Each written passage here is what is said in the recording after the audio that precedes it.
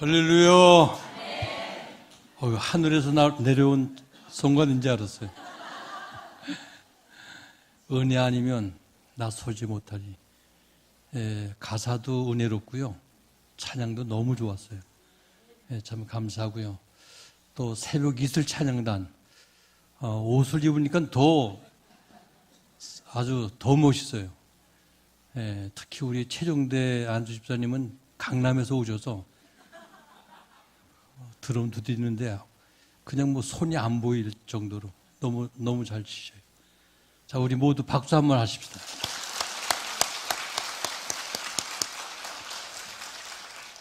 자, 우리 감사의 힘을 범사에 감사드립니다. 원부일 안수 집사님, 변선희 집사님 기도하시겠습니다.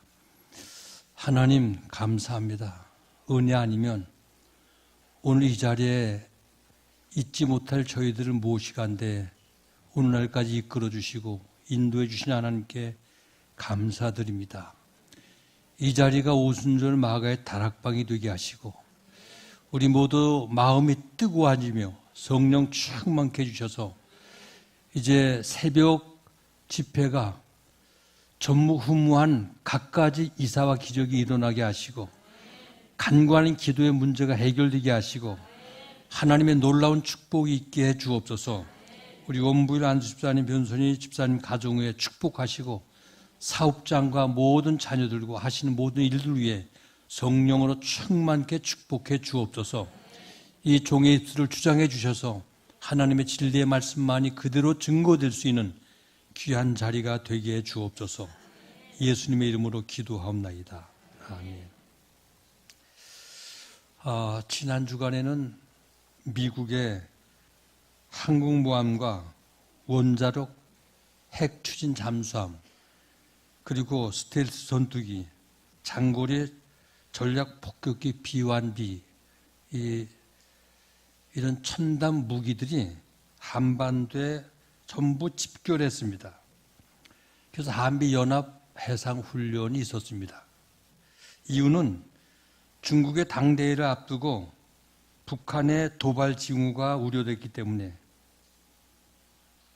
그래서 오판하거나 경고망동하지 말라고 최신형 핵 전략 무기들로 완전히 저들을 제동을 시키면서 경고했던 이런 어떤 전략적 이런 훈련을 이 한반도에서 했어요. 이처럼 나라의 어떤 힘, 국방력, 이건 힘이 강해야 상대방을 제압할 수 있고요. 싸움의 승리를 할 수가 있습니다. 그렇다면 영적 싸움에 오늘 우리가 사탄의 세력을 제압하고 싸움에 승리할 수 있게 하는 가장 중요한 무장이 무엇인가? 이게 바로 성령 충만입니다. 성령 충만하고 성령으로 무장하지 않고서는 신앙생활을 바르게 할 수 없고 영적 싸움에 승리할 수가 없습니다. 그렇다면 어떻게 성령 충만할 수가 있을까요? 오늘 본문을 보면 오순절 마가의 다락방에 120문도가 함께 모여 열심히 열흘 동안 기도하다가 성령을 충만히 받고 그 삶이 변화가 돼가지고 그들의 신앙생활이 완전히 강해지고 담대해서 어느 누구도 그들을 대항할 수 없는 놀라운 일들을 사도행전에서 우리가 볼 수 있습니다. 이들은 마가의 다락방에 모였습니다. 원래 다락방 하면 적은 방입니다. 그래서 예수님께서도 자주 제자들을 데리고 와서 다락방에서 만찬을 하셨고요. 그리고 주님께서 이렇게 만찬을 나눌 뿐 아니라 교제를 이루신 곳. 이것이 구약으로 올라가 볼 것 같으면 사르밧 과부가 자기가 사랑하고 존경했던 엘리야 선생님이 자기 집에 올 때마다 다락방에 모시고 거기서 쉴 수도 있고 또 거기서 주무실 수 있게끔 제공된 방이 이게 바로 다락방입니다. 바로 이러한 다락방에 예수님의 제자들이 함께 모여서 열흘 동안 열심히 합심해서 기도할 때 호련히 하늘로부터 급하고 강한 바람 소리와 더불어 저희 앉은 온 집이 성령으로 가득해서 불의 혀같이 갈라지는 것이 저희에게 보여 각 사람 위에 임하였더니 모두가 다 성령 충만을 받았다고 오늘 본문에 말씀하고 있어요. 그러니까 오순절 날의 성령 역사는 예측도 못한 호련히 갑자기 임했다는 거예요. 여기 호련히라는 이 헬라어 언어는 바로 아프노, 소들리, 아프노예요. 아프노. 이것은 갑자기란 뜻입니다. 그러므로 우리가 성령 받는 것은 그 시기를 예측할 수가 없어요. 어느 누구도 성령에 대해서 어떤 예측할 수 없는 갑자기 일어난 그 시기를 아는 분은 하나님만이 아실 분이에요. 우리 인간은 알 수 없는. 근데 성령께서 임하는 모습이 급하고 강하게 임했다고 말씀하고 있습니다. 이와 같이 성령의 역사는 인간의 이성과 능력으로 초월할 수 없는 이런 사역이기 때문에 성령께서 하시는 일은 아무도 막을 수도 없고 예측할 수도 없는 하나님이 아시는 이런 역사가 성령의 역사라는 거예요. 그럼 이 시간 오순절 날의 성령의 역사는 어떻게 임했는가? 이걸 우리가 자세히 좀 성경을 유심히 연구하며 보셔서 우리 모두 이번 새벽 집회 21일 동안 하는 이 성령의 놀라운 역사가 이번 집회를 통해서 우리 제일교회에 임할 줄로 믿습니다. 그럼 어떻게 성령의 역사가 임했는가? 함께 생각해 보겠습니다. 첫째, 성령의 역사는 바람같이 임했습니다. 다 같이. 성령의 역사는 바람같이 임했다. 오늘 본문 2절 보니까 하늘로부터 출처가 하늘입니다. 하늘.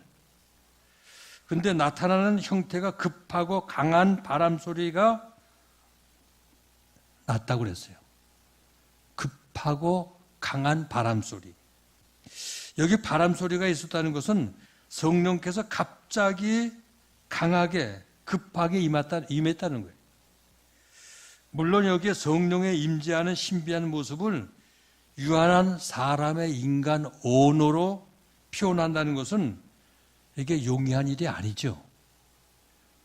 그래서 여기에 성령의 임재하는 모습을 바람같이 임했다고 성경은 말하고 있습니다. 요한복음 3장 8절에도 보면 예수님께서 니고데모와의 대화 가운데도 니고데모가 이 중생하는 도리를 주님이 설명하는데 도저히 이해를 못해요. 그러니까 예수님께서 이 성령의 사역을 바람으로 비유를 합니다. 이처럼 예수님께서 성령을 바람으로 비유하는 것은 우리가 바람의 방향이 우리가 예측할 수가 없잖아요. 바람이 보이지 않잖아요. 또 바람이 하는 사역도 너무 신비하잖아요. 이처럼 성령의 사역도 신비롭고 다양하고 보이지 않지만은 그 사역이 너무나 놀랍기 때문에 마태복음 3장 16절을 보면 예수님께서 요단강에서 세례를 받습니다. 근데 하늘로부터 비둘기 같은 성령이 그 위에 임했다고 그랬어요. 성령이 비둘기는 아니에요. 근데 비둘기 같은, 그러니까 상징적인 의미이지 성령이 비둘기라는 말이 아니에요. 성령이 비둘기가 아니라 상징적 표현으로서 비둘기가 온화하잖아요.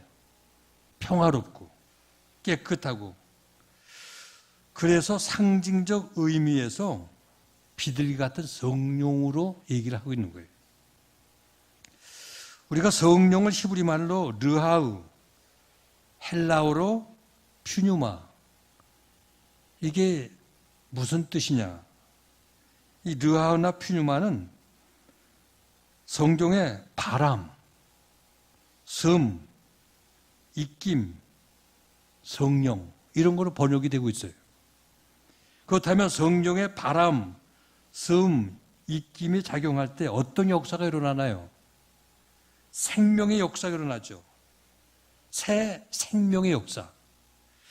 우리가 구약의 창세기 2장 7절을 볼 것 같으면 하나님께서 사람을 창조할 때 흙을 빚어서 그 코에 생기를 불어넣었다고 그랬어요. 하나님의 숨기를 불어넣으니까 생명이 되어서 살아 움직이는, 활동하는 사람이 되었다고 말씀하고 있죠. 우리가 에스겔서 37장 5절을 볼 것 같으면 에스겔 골짜기에 마른 뼈들이 막 해골들이 뒹구는 거예요. 그 뼈들은 심히 메말라 있어요. 그래서 서로 뒹굴고 부닥칠 때 소리만 나는. 여호와 하나님께서 이 뼈들이 능히 살겠느냐 하고 에스겔에게 묻지요.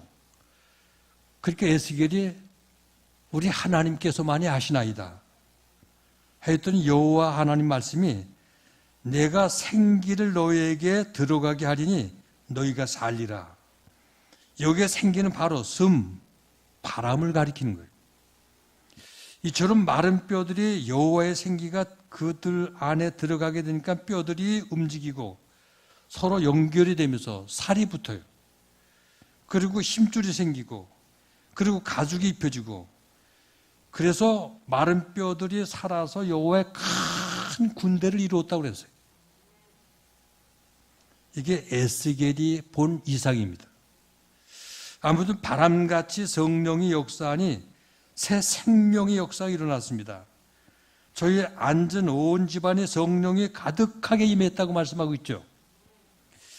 마치 따뜻한 봄에 남쪽에서 봄바람이 불어오니까 이 얼었던 산이 전부 눈이 녹아내리고 얼음이 녹고 그리고 온통 산에 파릇파릇한 싹이 태동되어서 산이 파래지듯이 이렇게 성령의 바람이 불며 내 속에 냉랭했던 가슴이 부드러워지고 강팍하고 완악했던 마음이 녹아내리는 이런 역사가 일어난다는 거예요. 이렇게 바람의 활동은 다양합니다. 우리가 성경을 볼 것 같으면 동풍이 불 때에 홍해가 갈라졌어요. 그래서 육지같이 건너갈 수 있었죠. 엘리야는 회오리 바람과 더불어 하늘로 올라갔습니다. 뿐만 아니라 아름다운 열매가 맺는 가을 바람이 있고요. 지저분하고 더러운 곳을 깨끗하게 씻어주는 소나비와 태풍이 있고요. 그리고 모든 물건들을 공중으로 끌어올리는 토네이도 같은 바람. 이 회오리 바람이 얼마나 모든 거 다 끌고 올라가지 않아요. 이처럼 성령의 활동은 계절풍과 같이 우리의 답답한 마음을 시원케도 해주고요. 또 가을바람같이 성령의 9가지 열매를 맺게도 해주고요. 겨울바람같이 죄인들을 심판하기도 하고요. 장차 회오리 바람같이 믿음의 성도들을 하늘로 끌어올리는 놀라운 사역이 이 바람이 하는 일이에요. 두 번째, 성령의 역사는 불의 혀같이 나타났습니다. 다 같이 성령의 역사는 불의 혀같이 나타난다. 여기 불의 혀같이 갈라지면서 성령이 임했다고 말씀하고 있죠. 그러니까 인간의 언어로 하나님의 임재의 모습을 표현하기가 참 어려운데 바로 인간의 언어로 성령의 임재의 모습을 상징하는 것이 이게 하늘로부터 갑자기 불의 혀같이 불과 같이 임했다는 거예요. 불과 같이. 그러므로 성령의 임재를 직접 체험하지 않고서는 이 불의 역사가 어떤 건지 직접 성령을 받지 않고서는 알 수가 없는 것이 이게 하나님의 성령이에요. 받은 자만이 안다는 거죠. 그러므로 성령의 임재를 직접 체험한 자 외에는 인간의 혀로 표현하기 힘든 성령의 강림 상태를 오늘 잘 표현한 것이 오늘 본문의 내용이 아닌가. 인류가 생긴 이후에 가장 큰 발견은요, 불의 발견이에요. 불을 발견함으로 우리 인간의 생활이 엄청나게 변화를 이루지요. 이게 불의 위대한 점이에요. 그럼 불의 속성부터 몇 가지 생각해 보도록 하죠. 먼저 이 불의 속성은 어둠을 밝혀요. 어둠. 여러분들 밤에 불이 없다고 생각해 보세요. 밤에 불을 켜게 되면 흑암이 물러가고 어둠이 가려웠던 모든 물체가 다 드러나 보이지 않아요? 그러니까 모든 것들이 숨김없이 다 드러나게 되는 것이 이 불의 역할이에요. 아침 새벽에 캄캄한 새벽 밤에 동력에 떠오르는 해가 햇살을 쫙 비치고 창문을 통해 가지고 방 안에 빛이 들어올 때 방 안에 보이지 않던 먼지가 쫙 보이잖아요. 우리들 마음속에 성령이 조명하면 과거의 모든 죄, 생각도 못했던 이러한 죄가 기억이 나고요.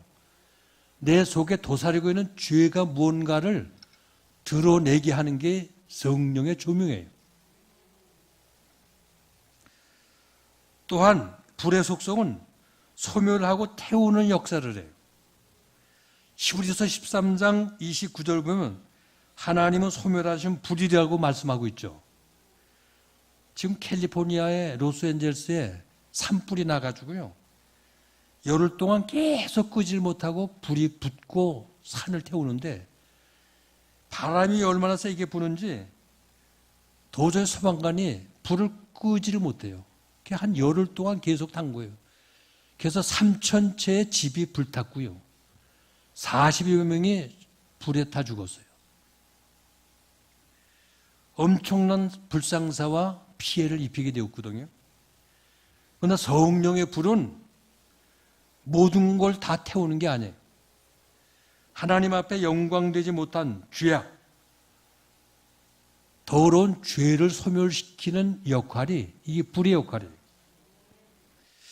이사야 선지는 입술이 추하고 더러울 때 하나님의 숯불로 그의 입술을 지졌죠. 또한 불의 속성은 뜨겁게 하는 역사가 있어요. 뜨겁게 하는. 불은 모든 힘의 원동력이 되는 거죠. 그래서 자동차, 기차, 공장, 발전소, 기계에 움직이는 모든 동력은 다 불의 힘을 이용해서 모든 게 다 움직이는 거예요. 마찬가지로 성령 충만히 받게 되면요, 힘이 생기고요, 능력이 생기고요, 어떤 원동력이 내 안에서 일어나는 거예요. 그래서 불과 같은 성령이 임하면 얼음같이 차디찬 내 마음이 뜨거워지기도 하고요. 하나님의 말씀하시기를 내 말이 불같지 아니하냐. 그래서 성령이 임하게 되면 가슴이 뜨거워지게 되고요.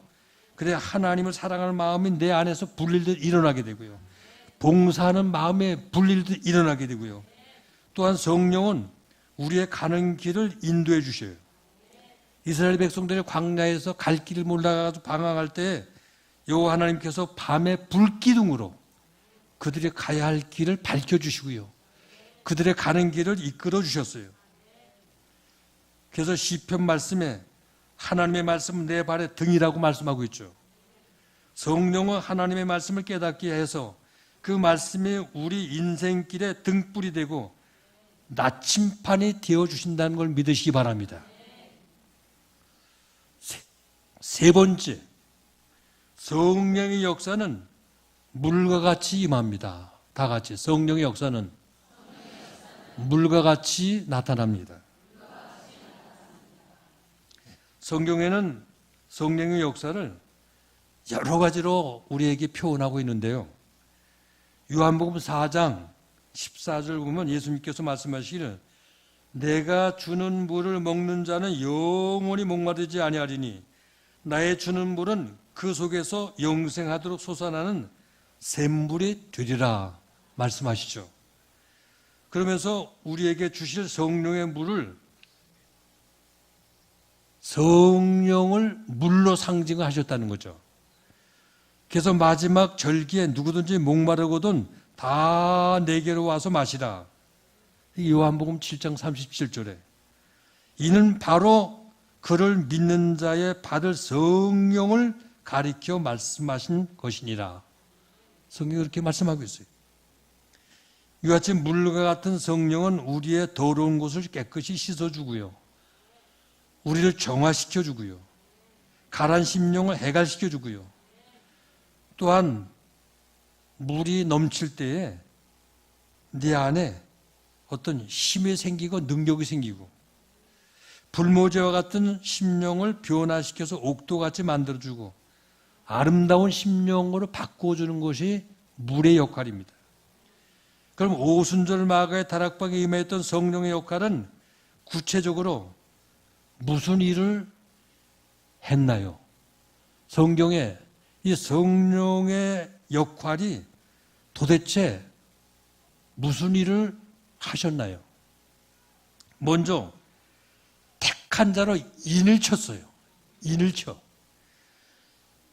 여기 본문 말씀 보면 불의 혀같이 갈라지는 것이 저희에게 보여 각 사람에게 임하여 있더니 저희가 다 성령의 충만을 받게 되었다. 여기 각 사람이라는 말, 이 각 사람, 한 사람 한 사람, 한 사람 개개인을 인을 쳐서 거듭나게 하고 너는 내 것이라 소유를 하나님이 직접 성령을 통해서 인을 쳤다는 거예요. 고린도후서 1장 22절 보면 우리에게 인을 치시고 보증으로 성령을 우리 마음에 주셨을 뿐만 아니라 약속의 성령으로 한 사람 한 사람 각 사람마다 인을 쳐서 하나님의 소유를 만들었다고 에베소 1장 13절에도 말씀하고 있죠.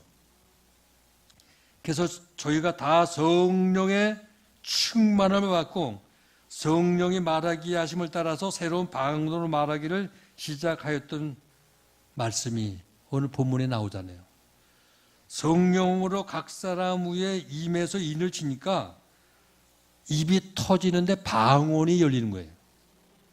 이것이 성령 충만히 받게 되면 언어가 새로워지고요, 말이 새로워지게 되어 있어요.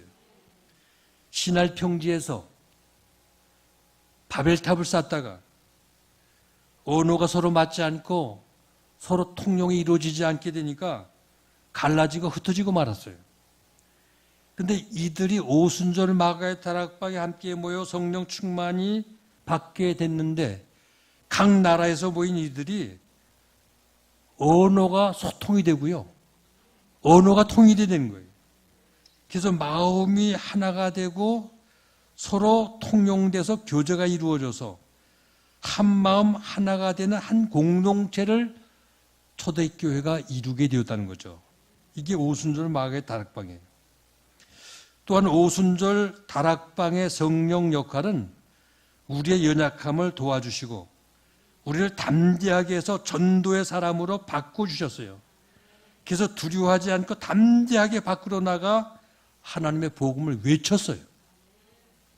이쯤 성령 충만하게 되면 담대해서 예수를 증거할 뿐만 아니라 하나님의 깊은 곳이라도 통달해서 알게 된다고 고린도전서 2장 10절에 우리에게 말씀하고 있습니다. 뿐만 아니라 성령 충만히 받게 되면 내 마음속에 돌 같은 마음이 제어지고 부드러운 마음으로 바꿔질 뿐만 아니라 마음의 기쁨과 평강이 내 안에 넘치게 된다고 말씀하고 있어요. 그러니까 성령 받으면요, 그냥 기뻐요. 미운 마음도 다 사라지고요, 완악하고 돌 같은 마음이 변해서 부드러운 마음으로 바꾸어 주는 것이 성령의 역할이에요.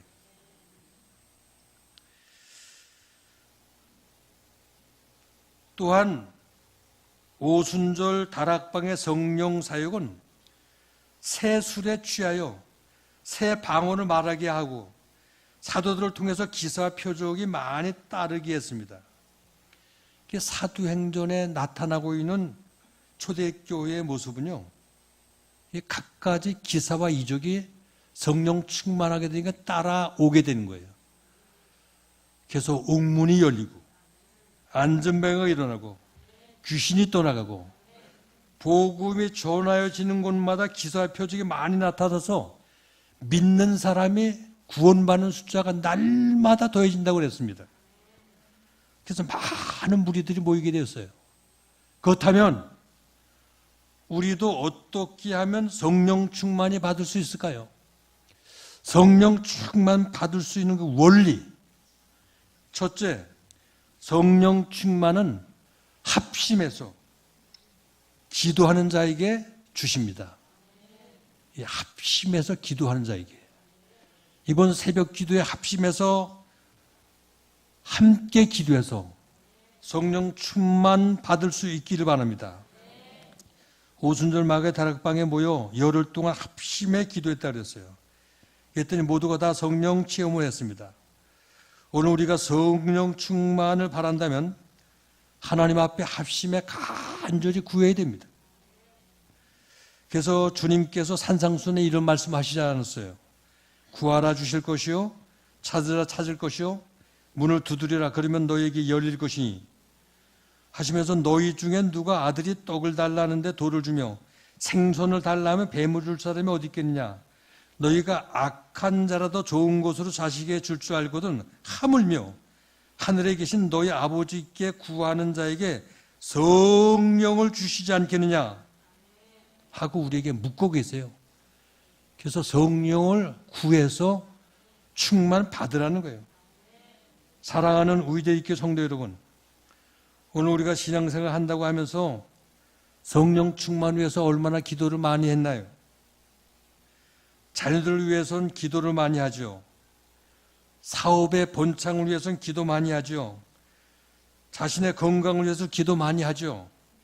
그러면서도 가장 중요한 자신의 성령 충만을 위해서는 기도를 그렇게 많이 하지 않아요. 오늘 우리는 성령 충만해서 기도하는 성도들 되시기를 바랍니다. 예배서 5장을 볼 것 같으면 바울은 술 취하지 말라, 성령 충만을 받으라 하고 우리에게 말씀하고 있죠.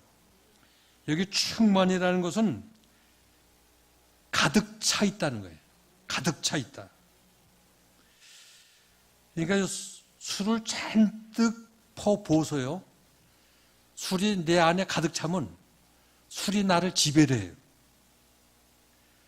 술이 나를 지배를 하게 되니까 이성을 잃고요, 실수도 하고,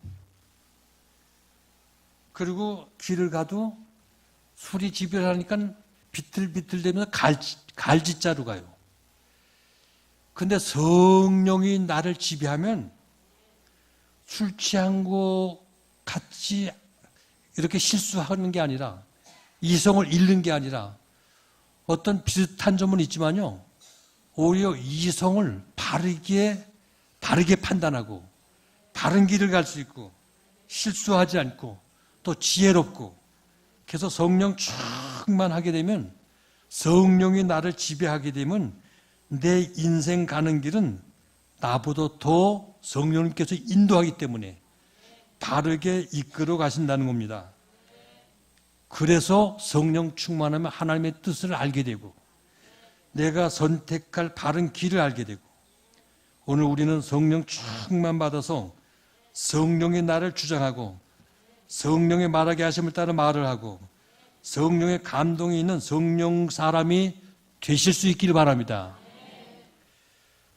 두 번째, 성령 충만하려면 그 원리가 회개하는 자에게 성령을 충만히 주셔요. 회개하는 자에게. 사도행전 2장 38절 보면 너희가 회개하여 각각 예수 그리스도의 이름으로 세례를 받고 죄의 사함을 얻으라. 그리하면 성령을 선물로 받으리라. 성령은 진리의 영입니다. 깨끗한 영이고 거룩한 영이에요. 그러나 죄는 더럽습니다. 그러므로 죄가 있는 곳에는 성령이 함께 있을 수가 없어요. 그래서 죄를 회개하면 성령을 선물로 하나님께 주신다는 거예요. 성령을 선물로 받으려면 회개해야 됩니다. 죄를 토해내야 됩니다. 마음에 죄를 토해내고 성령을 받게 되면 마음의 평안과 기쁨이 넘치게 돼요. 옛사람이 변해서 새 사람이 됩니다. 물이 변해서 포도주가 되듯이 성령 받게 되면 생각이 달라지고 가치관의 변화가 일어납니다.